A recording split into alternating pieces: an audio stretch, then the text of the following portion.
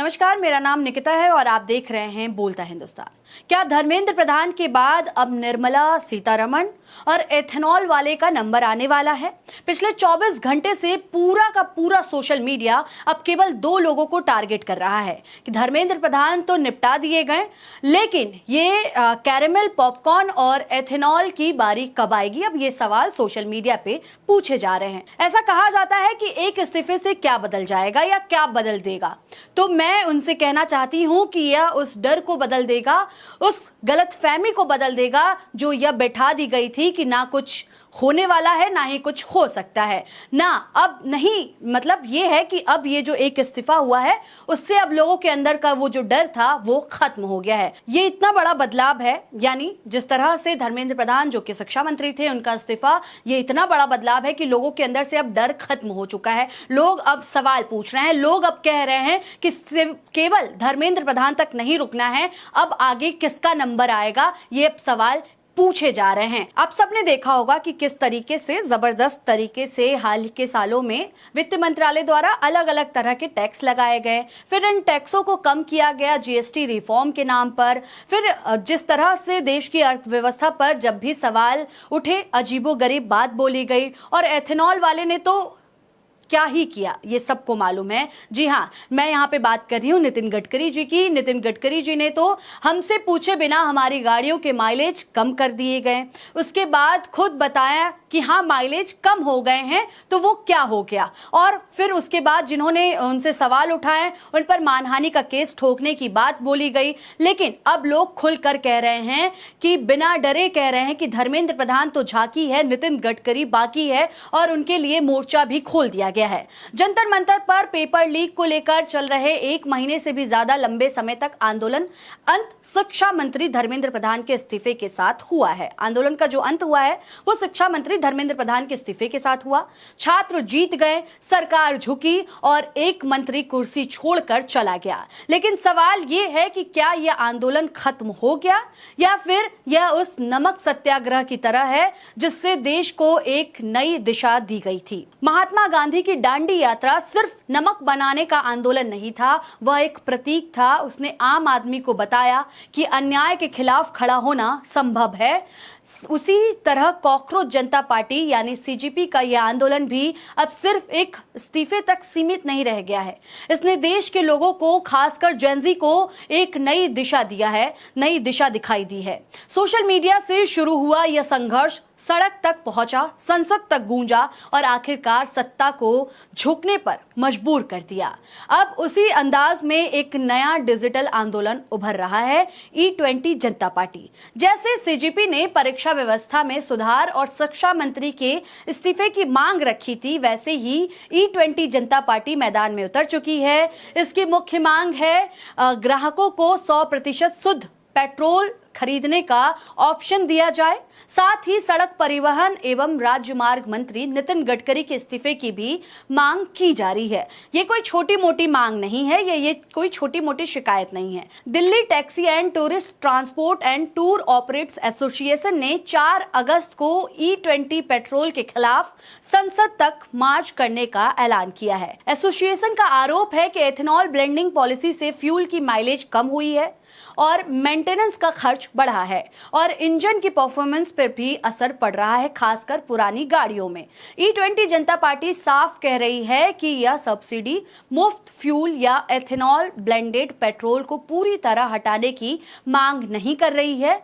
वह सिर्फ यह चाहती है कि ग्राहकों को, यानी जो कस्टमर हैं, उनको अपनी पसंद का फ्यूल खरीदने का ऑप्शन मिले, पारदर्शिता हो, ताकि ये पता चले कि पेट्रोल पंप पर क्या मिल रहा है। फ्यूल ब्लेंडेड की लागत, फायदे और असर का डेटा पब्लिश हो। माइलेज, इंजन परफॉर्मेंस और मेंटेनेंस लागत पर स्वतंत्र अध्ययन कराए जाए, यानी मांग सीधी है। उपभोक्ताओं का अधिकार, पारदर्शिता और ऑप्शन होना चाहिए। इस कैंपेन का अंदाज देखिए तो कॉकरोच जनता पार्टी से काफी मिलता जुलता है। सोशल मीडिया, मीम्स, व्यंग और तीखे पोस्ट के जरिए समर्थन जुटाया जा रहा है। सीजेपी की शुरुआत मई 2026 में एक सटायर कैंपेन के तौर पर हुई थी। सुप्रीम कोर्ट के एक रिमार्क के बाद अभिजीत दीपके ने लिखा था कि क्या होगा अगर सभी कॉकरोच एक साथ आ जाए। फिर वह campaign NEET paper paper leak के मुद्दे पर बड़े आंदोलन में बदल गया। अब E20 जनता पार्टी भी उसी शैली को अपनाती नजर आ रही है। उन्होंने अभिजीत दीपके की उस पोस्ट को शेयर करते हुए लिखा कि क्या होगा अगर सभी बाइक और कार मालिक एक साथ आ जाएं। संदेश साफ है, एकजुट हो जाओ, आवाज उठाओ। फिलहाल E20 जनता पार्टी कोई औपचारिक संगठन नहीं है, ना कोई घोषित संस्थापक, ना बड़ा संगठन, ना अभी बड़े स्तर पर सड़क पर आंदोलन। यह अभी एक डिजिटल अभियान के तहत सोशल मीडिया पर एक्टिव है, लेकिन रफ्तार देखिए। रविवार को कुछ ही घंटों में एक्स पर 25,000 से ज्यादा फॉलोवर्स जुड़ गए। बाद में आंकड़े और बढ़ते गए। इंस्टाग्राम पर भी हजारों लोग तेजी से जुड़ रहे हैं। यानी पेट्रोल को लेकर अब आम नागरिक सवाल उठा रहा है और सरकार की नजर भी इस पर अब टिकी हुई है। एक तरफ शिक्षा मंत्री का इस्तीफा लेकर जेनजी ने दिखा दिया कि जब वे सड़क पर उतरते हैं तो कुर्सी हिला देते हैं। दूसरी तरफ अभी इस्तीफे की खुशी भी पूरी तरह थमी नहीं थी कि नया मोर्चा खुल गया है एथेनॉल वाले बाबा यानी नितिन गडकरी का, जिन्होंने खुले मंच से एथेनॉल को बढ़ावा दिया।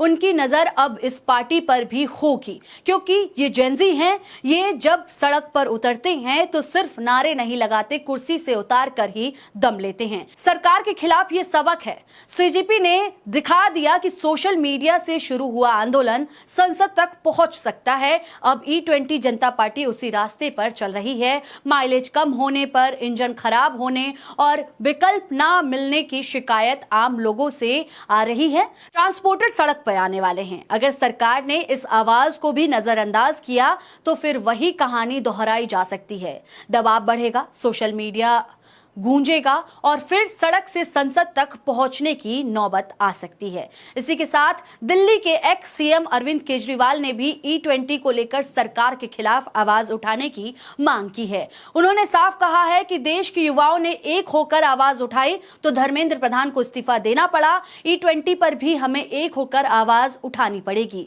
आपको बता दें कि अरविंद केजरीवाल E20 के खिलाफ 1 अगस्त को बहुत बड़ा मार्च निकालने वाले हैं। उन्होंने साफ ऐलान किया है जिसमें शामिल होकर E20 पर अपनी बात रख सकते हैं। उन्होंने कहा है कि तमाम लोग जो चाहते हैं एकजुट हो जाएं और आकर के 1 अगस्त को अपनी बात रखें E20 के खिलाफ। यह घटनाक्रम बताता है कि भारत में एक नई राजनीतिक संस्कृति आकार ले रही है। युवा अब सिर्फ वोट नहीं डालते, वे संगठन बनाते हैं, मीम्स चलाते हैं, मांग रखते हैं और दबाव बनाते हैं।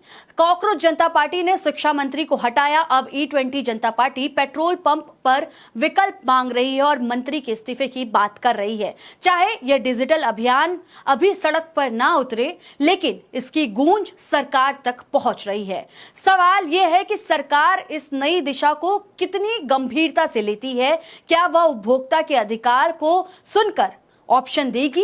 क्या पारदर्शिता बढ़ाएगी या फिर वही पुराना रवैया अपनाया जाएगा कि सब ठीक है, कुछ नहीं हो रहा है? जेनजी ने साबित कर दिया कि झुकती है दुनिया, झुकाने वाला चाहिए। अब देखना यह है कि अगला झुकाने वाला आंदोलन पेट्रोल पंप से शुरू होकर कहां तक पहुंचता है। एक इस्तीफे ने नई राह खोल दी है। अब E20 का मुद्दा भी उसी राह पर चल पड़ा है। सरकार के पास समय है कि वह सुन ले, वरना जेनजी फिर से याद दिला देंगे कि कुर्सी सिर्फ सत्ता की नहीं, जवाबदेही की भी होती है। फिलहाल जिस तरह से सोशल मीडिया पे ये मामला छाया हुआ है कि अगला नंबर नितिन गडकरी यानी E20 वाले बाबा का है, अगला नंबर निर्मला सीतारमण यानी जिस तरह से फाइनेंस मिनिस्टर को भी अब इस नंबर में लिया जा रहा है। तमाम मीम्स बनाए जा रहे हैं सोशल मीडिया पे और जिस तरह से E20 जनता पार्टी अब सामने आ गई है और मोर्चा खोल के रख दिया है और जिस तरह से उन्होंने आह्वान किया है, अरविंद केजरीवाल ने कहा है, अब देखना यह होगा कि आने वाले समय में इस पूरे मामले में क्या कुछ होता है। फिलहाल आपको क्या लगता है इस पूरे मामले में, आप क्या सोचते हैं? अपनी राय हमें कमेंट्स के जरिए जरूर बताएं। तब तक के लिए देखते रहें बोलता हिंदुस्तान। शुक्रिया।